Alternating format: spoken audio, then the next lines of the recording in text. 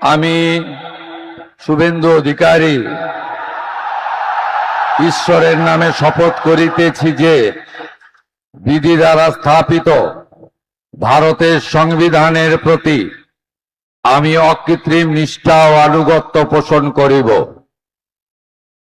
আমি ভারতের সার্বভৌমত্ব ও অখণ্ডতা রক্ষা করিব।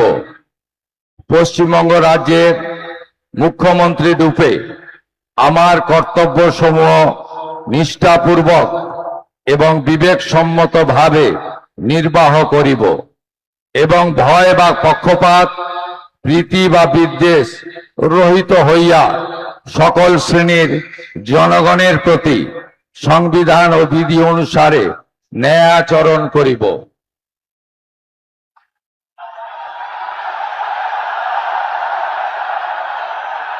আমি